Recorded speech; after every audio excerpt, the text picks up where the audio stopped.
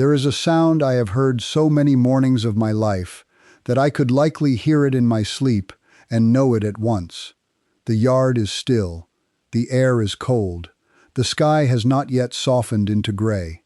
There is not enough light to make out the fence posts, not enough light to see the shape of the coop without straining your eyes. Everything is quiet in that deep hour when most of the world still belongs to darkness. And then all at once it breaks. The rooster calls, clear and sharp and certain, carrying out over the yard as if he knows something the rest of creation has not yet been told. He crows, while it is still dark enough that a man might swear morning is a long way off.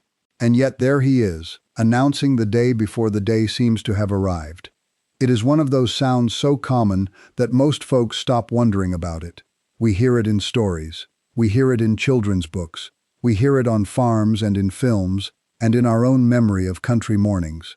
For a great many people across a great many generations, that rooster's crow was the first sound of the day. Before alarm clocks, before factory horns, before the little glowing screens folks keep at their bedsides now. Long before any machine was set to rouse a household, that bird was doing it already. So familiar is that cry that almost everyone feels they understand it. The rooster crows because morning is here. That is what most people would say, and say with confidence. But if you stop and hold that answer in your hand for even a minute, a finer question begins to press in on you. If the rooster crows because morning is here, then why does he so often do it before morning seems to be here at all? Why does he cry out in full darkness? Why does he begin before the sun has shown itself over the fields? Why does he sound so sure of the dawn when there is not yet a shred of dawn for anyone else to see? Is he catching some faint light our eyes miss? Is he simply noisy by habit? Is he answering some other bird?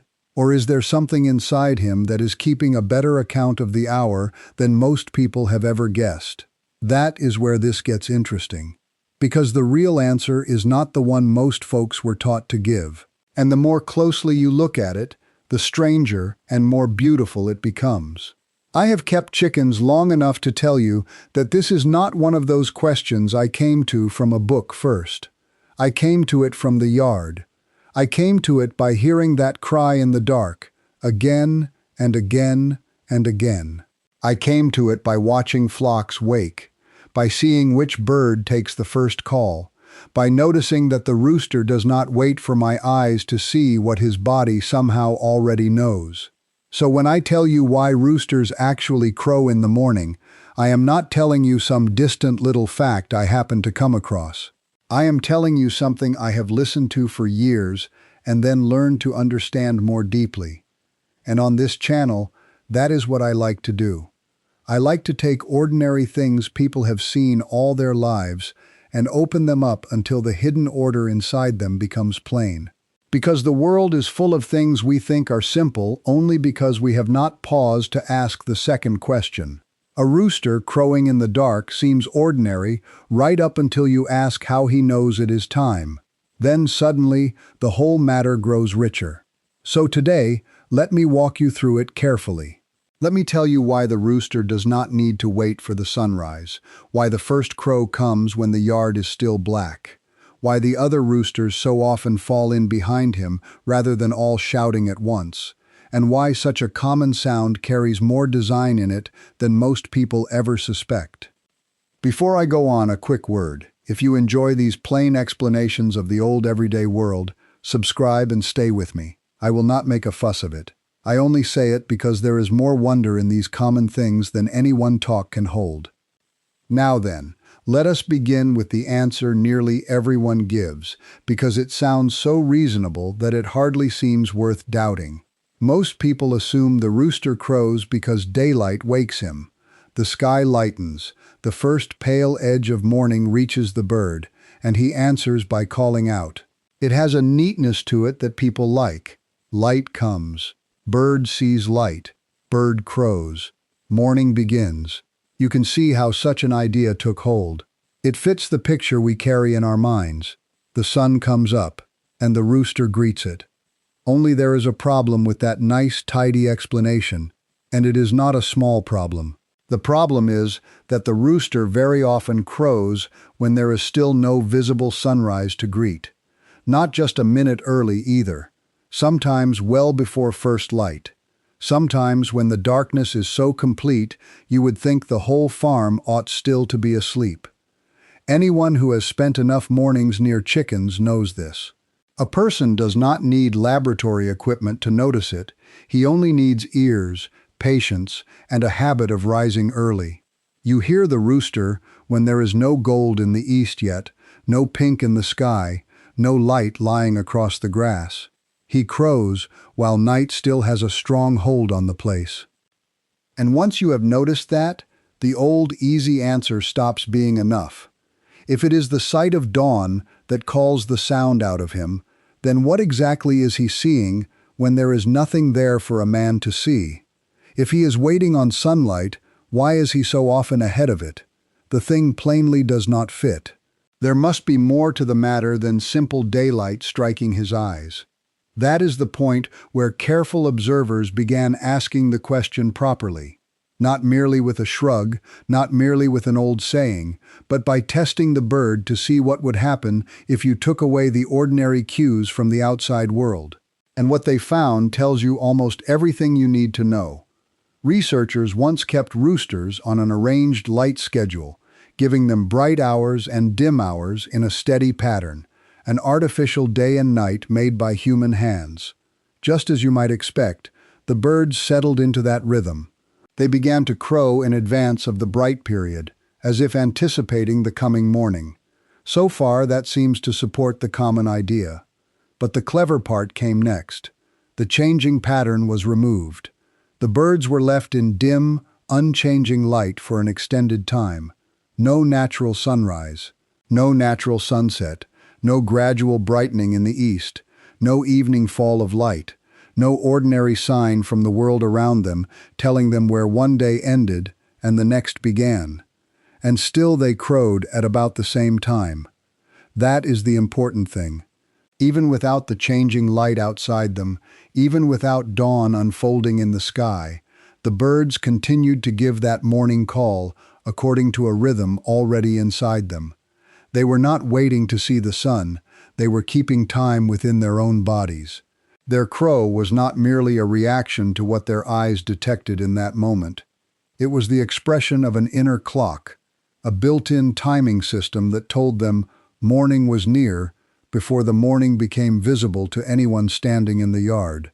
That is the part many people do not expect. They think of the rooster as reacting. In truth, he is often anticipating. He is not reading the hour off the sky like a man glancing at a signpost. He is carrying the hour in himself. Something in the bird's own nature tracks the passing of the night and prepares him to call before the light has fully arrived. He is not only responding to dawn, he is running toward it. And once you understand that, the old picture changes. The rooster is no longer just a noisy bird greeting the sunrise. He becomes something more exact than that, something almost uncanny in his faithfulness. He is a keeper of morning from the inside out. His body has already begun to move in step with the day, before the eye can prove the day is there. Now I want to pause here a moment, because this is where the whole thing becomes more than a curious farm fact. There is something in it that many people know from their own lives, even if they have never said it aloud. Plenty of folks who have lived by an early rhythm for years will tell you that they often wake before an alarm. Not because a lamp turned on, not because someone shook them awake, not because the sun was shining in their face. They wake because the body has learned the hour. A man who rises before dawn, year after year, often comes to carry the morning somewhere down inside himself. He does not need to look at the clock to know roughly where he stands in the night. His body has already been counting. That is one reason the rooster's crow has always struck people as so true and so dependable. At some deep level, we recognize the pattern. We know there is such a thing as an inner sense of time. We may not speak of it in scientific language at the breakfast table, but we know what it is to feel the body keeping faith with a routine. The rooster simply does it out loud. What many living creatures hold silently, he declares to the yard. And I think that is one reason country people have always trusted him. Not because they believed he made the sun rise, and not because they thought him magical, but because day after day he proved himself aligned with the turning of things. He seemed to stand right on the edge between night and morning and call out the change before it fully showed itself. That kind of faithfulness leaves an impression on people. It did long before there were studies to describe what was going on. Folks who lived close to animals knew there was a steadiness in the rooster that could not be explained by mere noise. But if that were all there was to it, we would already be finished. Only there is a second question close behind the first, and in some ways it is just as interesting. If roosters carry this inner clock inside themselves, then why do they not all begin at once? Why is it not one great ragged burst from every rooster within earshot the moment morning nears?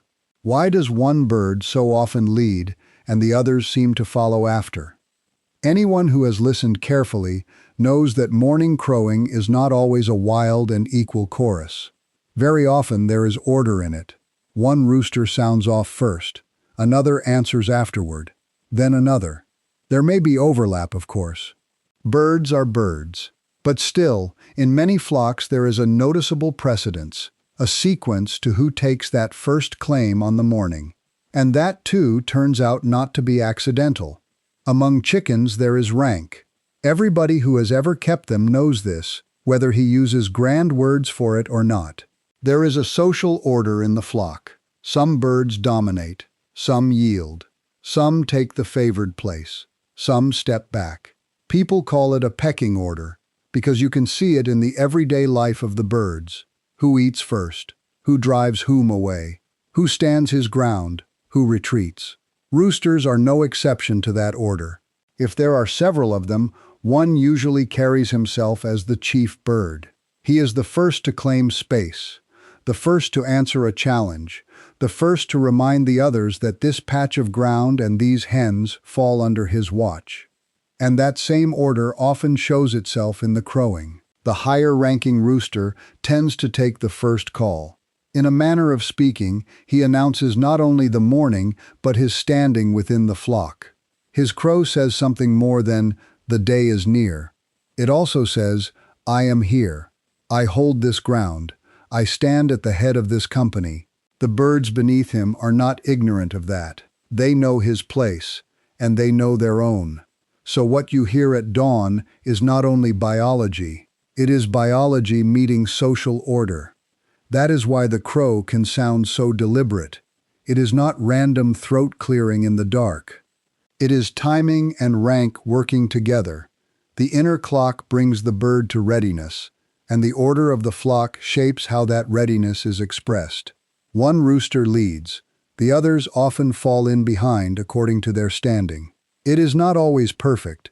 Nature rarely performs like a machine. But the pattern is real enough that people who watch flocks closely recognize it readily. And if the leading rooster is removed, something revealing often happens. The next bird steps into the gap. He does not remain forever in second place, with no first above him. The order shifts. Another rooster takes the top position, and with it the right, or at least the boldness, to crow first and lay claim to the morning. That tells you the first crow is not just a private bodily reflex. It is wrapped up in status and role. The bird at the top behaves like the bird at the top. Now, to be fair, roosters do not crow only because morning is near. Anybody who has lived around them knows that. A rooster will crow when startled. He will crow in answer to another rooster across a field. He will crow when asserting himself. He will crow when the flock is stirred up. He has many reasons to make himself heard. But the special crow people think of when they picture the countryside, that dark before dawn call that sounds as if the bird has secret news of the sunrise, that one is deeply tied to the inner clock and to the rooster's role within the flock. It is not just noise. It is not just habit.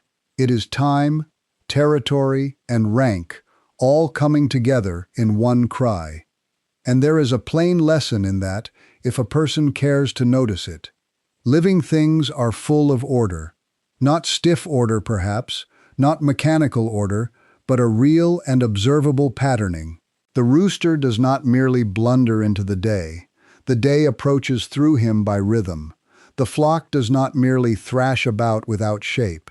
It settles into rank and relation. Even in something as ordinary as morning crowing, there is a structure underneath what sounds to an unthinking ear like simple racket. That is one of the great mistakes people make about the natural world. They think familiarity means simplicity. They hear a sound every morning and decide there can be nothing much inside it. But often the common things are rich with hidden arrangement. A rooster's cry is not less interesting because it is ordinary. In a way, it is more interesting for that very reason. It means wonder is not hidden only in rare things. Sometimes it is standing in the yard every dawn, and we have merely failed to ask what we are hearing. So what is the real answer then, if we gather it together plainly? Why do roosters actually crow in the morning? Not simply because the first ray of sunlight hits them and flips them on like a switch. That is the part most people assume, and it is not the whole truth. They crow because their bodies keep time. They carry a daily rhythm within them that brings them to readiness before dawn is fully visible. And on top of that, the leading rooster often uses that moment to announce himself, to claim his place, to sound the beginning of the day from the head of the flock. Morning crowing is part inner clock and part social declaration. It is not one thing only. That is why it is more interesting than the simple old answer. And I would be curious to know how many of you have noticed this for yourselves. Did you grow up hearing roosters before daylight and never quite thinking about how strange that really is? If you have kept chickens, have you seen a clear order among your own roosters, one calling first and the others answering after? And if you are one of those people who wake before the alarm because your own body has learned the hour, then you likely understand better than most why the rooster's certainty in the dark feels so believable. I always enjoy hearing from people who have watched these things with their own eyes, because the old, everyday world becomes even clearer when many careful observers compare notes. And that, truly, is the larger pleasure of paying attention. Things we thought were dull turn out not to be dull at all. Things we thought we had already explained turn out to hold another layer beneath the first. A rooster crowing before dawn seems at first like the plainest thing in the world. Yet inside that cry is a body keeping faithful time, a flock keeping social order, and a morning being announced before the sky has fully confessed that morning is there. Once you know that, you do not quite hear the sound the same way again. The next time the yard is dark and that call comes across it, you will know there is more in it than simple habit. The bird is not just reacting to what any eye can see. He is speaking from a rhythm already turning inside him. He is marking the approach of day before daylight has opened itself to you. And if there are other roosters nearby, you may hear in their sequence something else besides noise, the shape of rank, the quiet politics of the flock, the order that living creatures so often carry without anyone teaching it to them in words. That is what I love about these common mysteries. Once they are opened, the world becomes fuller without becoming stranger than life can bear. It becomes more intelligible, more layered, more worth listening to. A sound you may have dismissed all your life becomes suddenly exact. The rooster in the dark is not crowing because he is fooled, and not crowing because he is aimless. He is crowing because morning is already moving through him, and because he stands in relation to the others around him. He is, in his own way, keeping faith with the hour. And next time, staying with these familiar barnyard puzzles, I want to look at something else many people think they understand until they try to explain it plainly. Why an eggshell can seem so delicate in the kitchen, and yet be shaped in such a way that it can bear far more force than most folks expect. It is another one of those small, everyday wonders that grows more impressive the closer you look. So if that sounds like your kind of thing, stay with me for that one as well. Until then, remember this the next time you hear that call before sunrise. The rooster is not merely greeting the light, very often he is ahead of it. He is carrying the morning in his own body before the field can show it to you. And from the head of his flock he is announcing not only the coming day, but his place within the little order of the yard.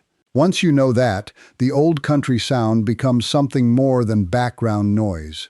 It becomes a sign of faithful rhythm, of living order, and of the quiet hidden design tucked inside even the most ordinary beginning of a day.